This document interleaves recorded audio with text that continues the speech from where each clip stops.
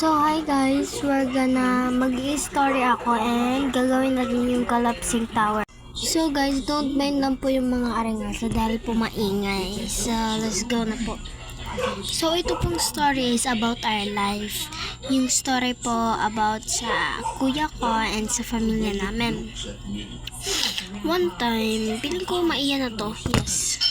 Pero naalala ko pa. Wait. Kasi yung brownout yon, walang electricity. Pero yung kuya ko ata may load siya. Dahil siya, nakakamulay siya sa kuan, sa ano yun?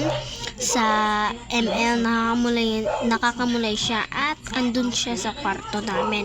Siya lang mag-isa dun, yes. At parang doon yung suga. Malamang parang dahil brownout nga. So yun, nagbumula lang siya. So kami nga, ako, tapos si Sapsap, si Saily. Oh, piling ko wala pa yun si Saily. Kasi mama, and si ate, si papa. Wala dito pala si papa. And Tita Beth, and Kael, Kaden. Yes, lahat ng pamilya gumawas dahil brownout po talaga yun. Tapos ayun guys, nagmulay kami ng dakop-dakopay. Oh no, yung Shan muna yun is nagbabike ako noon. Tapos ito, sinabi ni Tita Beth na magbulay daw kami. Maglaro tayo ng tago-tagoan, dakop-dakopay.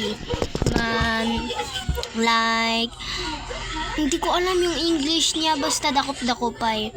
So, ayun, sabi naman namin, yes, okay. So, ayun, before muna yon, si kuya gumuliat siya ng malakas-lakasan. Sabi niya,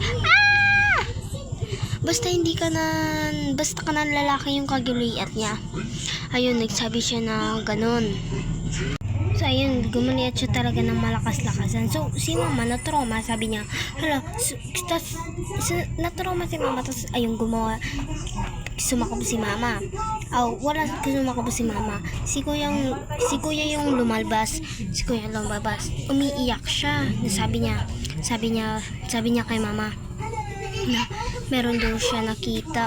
Okay, guys, nahadlok ako kasi andito ako sa CR nagre-record dahil maingay doon, dito talaga ako sa CR, so haharap na ako, baka mayroong magpakitang multo. Basta na.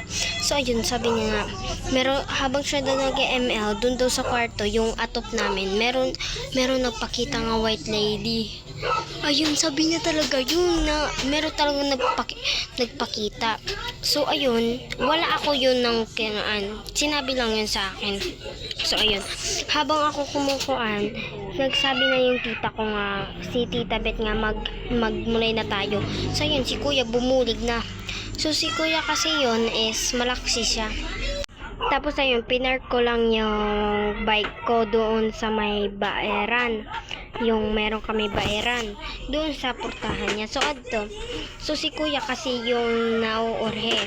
So ayun, pagkakuan niya, nakita niya yung bike ko nga gumalaw. At meron daw siya nakita nga nanay at isang bata. Girl,